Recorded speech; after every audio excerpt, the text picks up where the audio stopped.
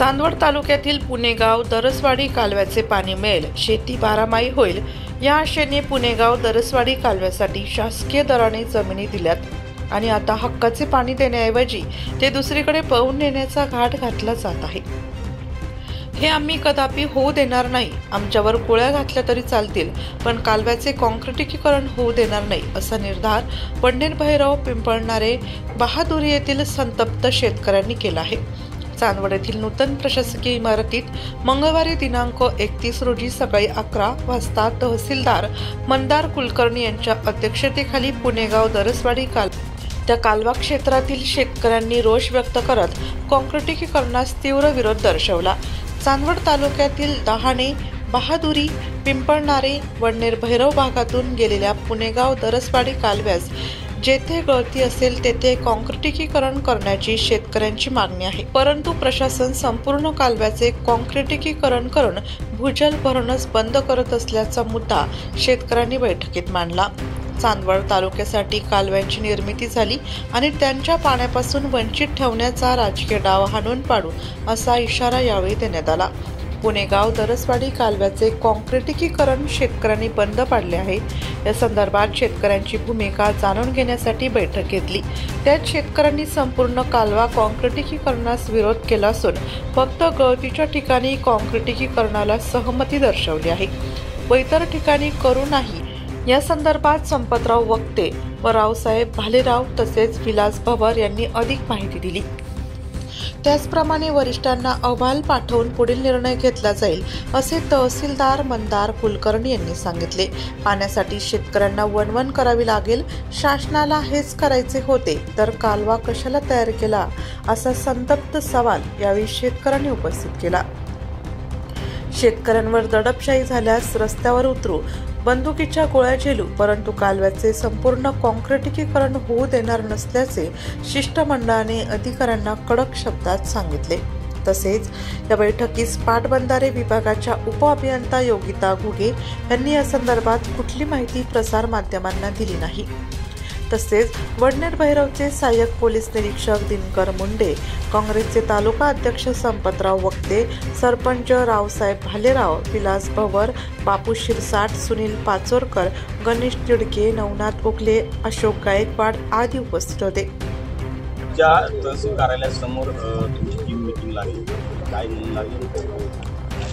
जे पुणेगावचं कॉन्क्रिटीकरण आम्ही मग शेतकऱ्यांनी जे काम चालू होतं ते काम बंद पाडलं होतं आणि पुन्हा त्यांना ते काम करायचं असं म्हणून त्यांनी आमच्या शेतकऱ्यांना इथं बोलवलं होतं मीटिंगसाठी। काय करायचं काय नाही, परंतु जे आमचा शेतकऱ्यांचा निर्णय झालेला आहे का जो आम्हाला कुठल्या प्रकारचा मोबदला, म्हणजे बऱ्याचशा शेतकऱ्यांना पुणेगावचा मोबदला मिळालेला नाही, बऱ्याचशा शेतकऱ्यांच्या जमिनी गेल्या, त्यांना कवडीमोल भावाने पैसे दिलेले आणि सर्व शेतकऱ्यांचा हेतू एवढाच होता पुणेगाव कॅनल आपल्यापासून जाण्याचा की जरी आपल्या जमिनी कवडीमोल भावात गेल्या असतील तरी परंतु उद्या कॅनलचं पाणी ज्या टायमाला आपल्याकडे येईल त्या टायमाला आपला शेतकरी सुजलन सुफलन होईल, म्हणून जरी पैसे मिळाले नाही पैशाचा किंवा कुठल्या प्रकारचा विचार न करता शेतकऱ्यांना पुणेगाव कॅनलला त्या टायमाला जमिनी दिल्या आणि आज त्यांनी इथून मागं कुठलाही प्रस्ताव नाही, कुठलंही ध्येय धोरण नाही का कॉन्क्रिटीकरण करून आणि पाणी पुढे न्यायचं, परंतु हा राजकीय डाव, या तालुक्यातलं पाणी त्या तालुक्यात पळवणं हा खऱ्या अर्थानं एक राजकीय डाव। त्याही शेतकऱ्यांना फायदा नाही, ह्याही शेतकऱ्यांना फायदा नाही, फक्त डोळ्यांनी दाखवायचं पाणी चाललं एवढंच दाखवायचं। कारण कॉन्क्रिटीकरण झाल्यावर काय प्रत्येकाच्या काय त्या विहिरी थोड्याच का त्याच्यावर मोटरी बसवणारे, कुठल्याही प्रकारचं पाणी शेतकऱ्याला त्या अनुषंगानं मिळणार नाही, परंतु हे शेतकरी जागे झाले। आज त्यांना कळायला लागलं का हे पाणी कुठल्या प्रकारचा फायदा न होता फक्त एक राजकीय हेतू पाहून चाललेलं आहे, म्हणून खऱ्या अर्थानं आम्ही हा विरोध करून आणि हे पाणी कुठल्याही परिस्थितीमध्ये कॉन्क्रिटीकरण करून द्यायचं नाही। जरी शासनाने यदा कदाचित काही आमच्यावर म्हणजे जेलमध्ये टाकायची पाळी आली, वळ्या घालायची पाळी आली, हे जरी केलं तरी आम्ही मागं हटणार नाही।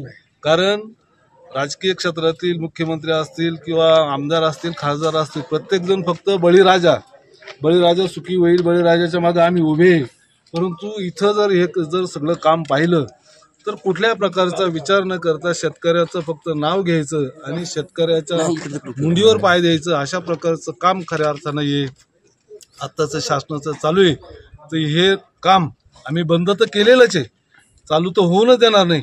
परंतु त्या अनुषंगाने आपलं तहसीलदारांनी मीटिंग बोलवली होती, तर त्या मीटिंगमध्ये आमची चर्चा झालेली आहे. आता त्यांनी आमचं ऐकून घेतलेलं आहे, सर्व शेतकऱ्यांचं म्हणणं ऐकून घेतलेलं आहे का जिथं काही लोकांची अत्यंत अडचणीची गोष्ट आहे का तिथं खूप पर्क्युलेशन मोठ्या प्रमाणात होतं, त्याच्या शेतीची नुकसान होती, अशा जागा 2-5 शेतकरी आहे, तर त्या 2-5 शेतकऱ्यांचं आमचं कॉन्क्रिटीकरण करण्याचा आमचा विरोध नाही. परंतु जिथं गरज नसतानाही कॉन्क्रिटीकरण करते अशा जागा मात्र शेतकरी कुठल्या प्रकारचं कॉन्क्रिटीकरण करू देणार नाही, असं आम्ही तहसीलदार साहेबांसमोरही सांगितलं. आता तिथं इरिगेशन खात्याचे बी अधिकारी तिथं होते आणि त्यांनी मागही कबूल केलं होतं का तुमचं आमचं सर्व म्हणजे समझोता होईपर्यंत आम्ही कुठल्या प्रकारची गोष्ट किंवा काम चालू करणार नाही. परंतु शेतकऱ्याला एक सांगून आणि आता बहादुरीच्या लोकांनी विरोध केलेला आहे, परंतु तरी त्यांनी तिथं मशीन काम करण्यासाठी नेलं, तर म्हणजे शेतकऱ्याची एक धूळफेक किंवा त्याच्या डोळ्यात धूळफेक करण्याचं काम हे लोक करताय. परंतु आम्ही कुठल्याही प्रकारची अशी गोष्ट आम्ही होऊ देणार नाही, एवढं आम्ही आता त्यांनाही ठणकून सांगितलेलं आहे. आणि तुमच्या पुढे आम्ही ठणकून सांगतो का अस्तरीकरण किंवा कॉन्क्रिटीकरण हे काम आम्ही होऊ देणार नाही. त्यांना करायचं असेल तर जास्तीत जास्त त्याची लेवल करणं, माती टाकून लेवल करून आणि पाणी जातंय बी. सर्व वडनेर गटातील शेतकऱ्यांची तहसीलदार साहेबांनी एक मीटिंग बोलवली होती. त्याचं कारण असं का पुणेगाव कॅनलचं जे कॉन्क्रिटीकरण चालू आहे, या कॉन्क्रिटीकरणाला त्या परिसरातील सर्व शेतकऱ्यांचा कडाडून विरोध आहे. विरोधाचं कारण असं का ज्यावेळेस पुणेगाव धरणाची निर्मिती झाली त्यावेळेस चांदोड तालुक्यातील दुष्काळ मुक्त व्हावा, दुष्काळ हटावा, यासाठी खऱ्या अर्थानं माजी आमदार नाका गायकवाड यांनी त्या पुणेगाव धरणाची निर्मिती केली आणि चांदोड तालुक्यातून जो खऱ्या अर्थानं कॅनॉल गेला त्या कॅनॉलच्या मार्फत आमच्या भागात बऱ्यापैकी द्राक्ष बागा उभ्या राहिल्या. आज आमच्याकडे चांगलं पीक मिळतंय. त्याचं कारण असं का पुणेगावचं गेलेलं पाणी. परंतु काही लोकांनी या पुणेगाव कॅनलचं कॉन्क्रिटीकरण सुरू केलं आणि कॉन्क्रिटीकरण ज्यावेळेस होईल त्यावेळेस त्या खऱ्या अर्थानं शेतकऱ्यांना जे पाणी पर्क्युलेशन होऊन त्या विहिरींना पाणी मिळणार आणि तो शेतकरी त्या भागातला शेतकरी सुजलाम सुफलाम होईल, हा उद्देश खऱ्या अर्थानं होता. परंतु आज कॉन्क्रिटीकरण केल्यानंतर त्या भागात त्या परिसरात त्या शेतीला पर्क्युलेशन होणार नाही आणि पाण्याची पातळी पण वाढणार नाही. पाण्याची पातळी जर वाढली नाही तर त्या भागात असलेला तो कॅनॉलचा आम्हाला खऱ्या अर्थानं शेतकऱ्यांना फायदा काय, हा खऱ्या अर्थानं आमच्या समोर पडलेला प्रश्न आहे. जर कॉन्क्रिटीकरण झालं, पुणेगाव कालव्याच्या अस्तरीकरण आणि कॉन्क्रिटीकरणाच्या कामाला विरोध असल्याचे निवेदन वडनेर, भैरव, बहादुरी आणि पिंपळणारे भागातील नागरिकांचे शेतकरी खातेदारांचे प्राप्त झाले होते. त्या अनुषंगाने आज पोलीस प्रशासन आणि पाटबंधारे विभागाचे अधिकारी यांच्यासोबत त्यांची बैठक घेण्यात आली. सदर बैठकीमध्ये ज्या काही अडचणी आहेत आणि कालव्याचं कॉन्क्रिटीकरण झाल्यामुळं शेतकऱ्यांना जो काही त्रास होणार आहे याबाबत चर्चा करण्यात आली. त्या सर्व अडचणींची नोंद घेण्यात आलेली आहे आणि याबाबत वरिष्ठ अधिकाऱ्यांशी चर्चा करून पुढील कामकाजाचे नियोजन करण्याबाबत सूचना पाटबंधारे विभागाला दिलेल्या आहेत.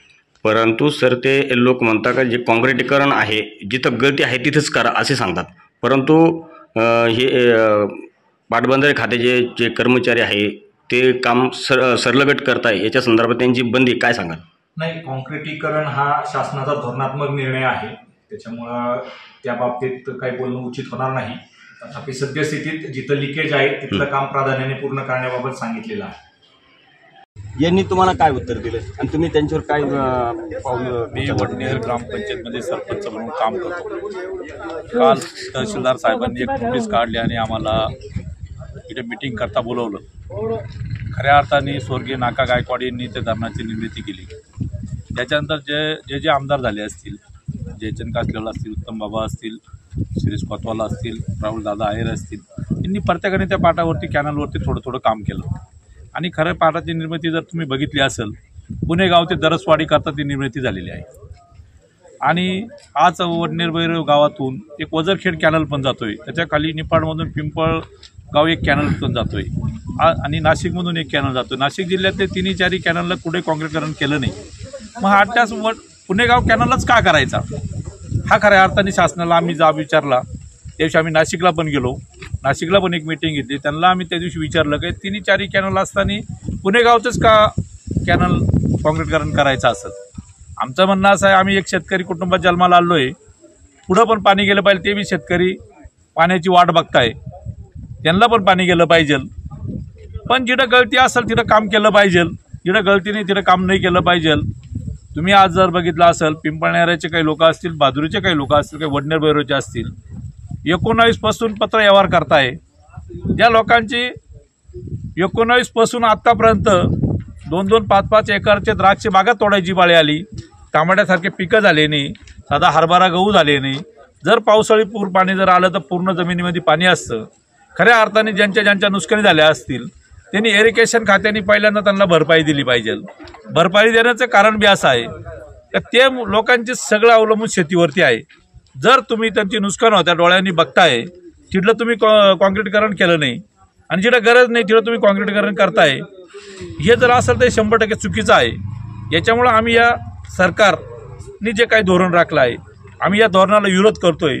तहसीलदार साहेबांना पण आम्ही तेच सांगितलं, जिथं गलती असेल तिथं गलती करा आणि जिथं गरज नाही तिथं करू नका. जर तुम्ही आमच्यावरती अशा पद्धतीने आज तुम्ही आम्हाला मीटिंग लावली, इथं बोलवलं आणि तुम्ही बहादुरी गावामध्ये मशीन टाकलं, जर तुम्ही मशीन टाकलं असेल याचा अर्थ प्रशासन आमच्यावरती दादागिरी करतंय. जर तुम्हाला आमच्यावर दादागिरीच करायची असेल तर शेतकऱ्याचा नाद कोणी करू नये. एक शेतकऱ्याच्या कुटुंबातला एक व्यक्ती म्हणून मी तुम्हाला सांगतो, जर शेतकऱ्याचा नाद करायचा असेल तर तुम्ही आमच्यावर लाठीकार केला, मारली आणि तुम्ही आम्हाला जेलमध्ये टाकलं तर आम्ही जायला तयार आहे. जिथं शेतकऱ्यांची नुकसान झाली ती पहिल्यांदा भरपाई द्या. तुमच्याकडे धरणाची निर्मिती नाका गायकवाडांनी केली आहे, तेव्हापासून 1 रुपयाचं काम तुम्ही धरणावरती केलं नाही. आज जर बघितलं तर 1 रोटेशन पूर्ण होत नाही, एवढा साठा तिथं नाही. मग तुम्ही धरणातली माती गाळ काढा, तिथलं उंची वाढवा, तिथं पाणी साठवा. जर धरणात नाही तर तुमच्या पाटाला कुठून पाणी येणार आहे, याची सुद्धा खऱ्या अर्थाने शासनाने विचार केला पाहिजे. कॉन्क्रीटीकरण काही बिगर पैशाचं होत नाही. कॉन्क्रीटीकरणाला तुमच्याकडे पैसे आहे, धरणाची निर्मिती करायला, धरणातले गाळ काढायला, उंची वाढवायला तुमच्याकडे पैसे नाही. जर अशा पद्धतीने शासन करणार असेल तर 100% चुकीचं आहे. तुम्ही आज जर बघितलं असेल तर शेतकऱ्यांच्या मुलांना मळ्यातून गावात यायला रस्ते नाही, तिथं कॉन्क्रीटीकरण नाही, कुठलं काम नाही, मग तुम्हाला तिथं पैसे नाही आणि कॉन्क्रीटीकरण करायला पैसे काय, याचा अर्थ फक्त येवल्यामध्ये माननीय छगनरावजी भुजबळ साहेब एक खंबीर नेतृत्व, मिनिस्टर बसलेले, त्यांच्या दबावाखाली सगळं काम चालू आहे. आणि जर तुम्हाला चांदोड तालुक्याला मारून येवल्यात पाणी नेण्याचं असेल तर चांदोड तालुक्यातले शेतकरी सुद्धा काही बांगड्या घालून बसले नाही. आम्ही सुद्धा कार्याला अरे म्हणू आणि पाणी जाऊन देणार नाही. पाणी जाऊन देऊ पण पाणी कॉन्क्रीटीकरण जाऊन देणार नाही, कॉन्क्रीटीकरण करून देणार नाही.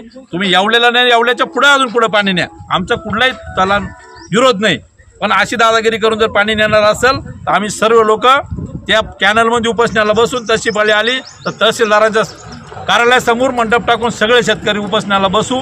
एवढं बोलतो आणि माझे 2 शब्द संपवतो. नाशिक लोकशाही न्यूजसाठी देविदास जाधव, चांदवड.